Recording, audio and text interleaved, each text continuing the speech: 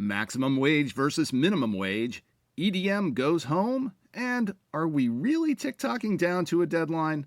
Welcome to the Unlimited Supply Podcast, your daily music business TLDR in your ear, powered by literally years spent in meetings, and brought to you by Nodesk, helping music, technology, and finance companies navigate the music industry, and partnered with Digital Music News.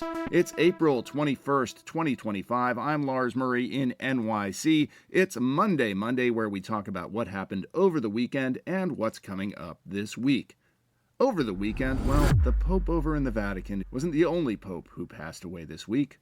Or maybe Joel Katz was more of a cardinal. Whether you're the Pope or James Brown, if you're trying to exact maximum wage or maximum advantage, it's always good to have a savvy lawyer who's wired into how things really work in this business or in any other. And one of the guys who matched that description best was Joel Katz. If you know his name, I don't have to explain it to you. If you don't know his name, he was one of those guys negotiating massive contracts, not just for organizations like the Grammys, but also for artists and top execs, from James Brown to Scooter Braun over the years. Like many people in the industry, and many cardinals for that matter, his career was not without controversy. Just Google Dugan Recording Academy. But it's beyond a doubt that he helped make a lot of people very wealthy. Jem Aswad has the story over at Variety.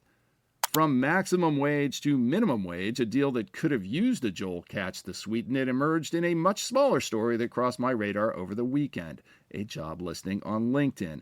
Sony Music and OVO, that would be Drake's company, have a listing up for a so-called marketing apprentice. No insurance, no benefits, and $16.50 an hour, or roughly 2% of what you would expect to pay a lawyer at Katz's old firm, Greenberg Traurig. Now, I'm not going to try to equate the services of a fully accredited lawyer with that of an entry-level marketing grunt, but come on, OVO. $16.50 an hour, that's $34K in New York City. Literally, minimum wage. No bennies, and it's actually less than similar entry-level positions with benefits we're offering over a decade ago. Wow. It definitely offers better networking opportunities and arguably, although only arguably, better training than that classic other entry-level position, flipping burgers at McDonald's. Surely there has to be somewhere in the grand and profitable Sony machine to fund a living wage for those entry-level worker bees, if for no other reason, for the optics alone. It was unsold out second Coachella week this past weekend, with Ed Sheeran joining the lineup, and if the weekend didn't sell out, it sure did have some reach. Over at Billboard, Steve Knopper lays out how important YouTube's live stream has become in the Coachellaverse. The live stream is global and reaches an audience of millions, and it's increasingly being credited with driving double-digit streaming bumps for both established and developing artists, an example of a very concrete, lasting impact of the pandemic's effect on viewer behavior. Live streaming Coachella has gone from something artists agreed to grudgingly to something they now actively seek.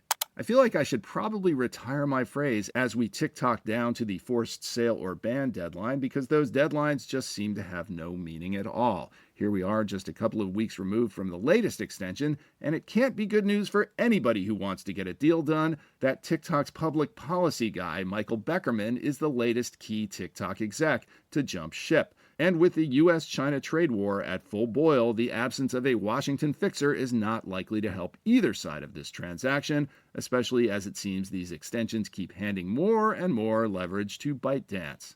At least for now. Ashley King has the story at Digital Music News. Speaking of TikTok, have you noticed, assuming you're still using it, that you're getting more EDM in your feeds? Well, if so, that's not an illusion. Over in The Guardian, Dan Milmo is reporting that EDM has overtaken indie on the platform.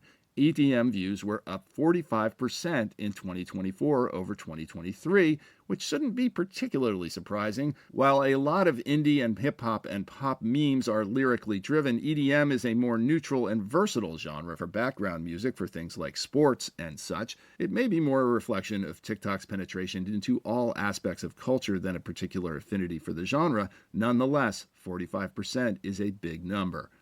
Looking at the week ahead, undoubtedly the EDM on TikTok will be a big discussion topic at IMS Ibiza this week. That's the International Music Summit in the EDM Mecca, along with the adjacent BeatPort Awards, which happen on Thursday. Also this week, the Variety Entertainment Marketing Conference is happening out in LA, featuring a keynote from, drumroll please, Heidi and Spencer Pratt. Is that still a thing? Somebody please explain that to me, seriously.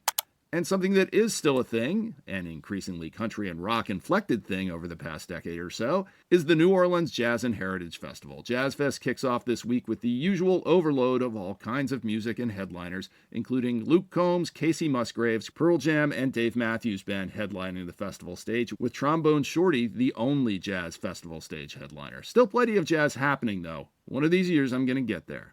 And finally, while Coachella didn't sell out, StageCoach did. What used to be an afterthought to Coachella out in the desert has now arguably surpassed the parent. Hey, Bernie and AOC, get out there.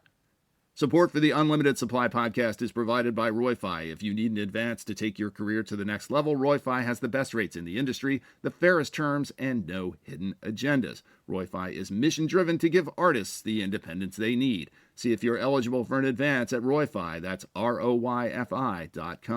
And by Hangout.fm. Hangout by Turntable Labs is the new social listening platform where users connect, discover new music, and play over 100 million songs with their friends and family. If you like what you hear, please hit that follow button wherever you get your pods. I live for your praise and encouragement, and I love it when you tell me in person, but it's even better, and it's really helpful when you do it online. So drop us a rating and or a review on Apple Podcasts, YouTube, or Spotify, and tell a friend or three. Links are in the show notes, but you can also visit unlimitedsupplypod.com to sign up for our newsletter, to tell us what you think about the show, to suggest feature ideas, to feed us info, to feed us lunch, to call us out on our dubious assertions, and to tell us what we're missing out on. I'm Lars Murray, and remember, in this business, no conflict means no interest.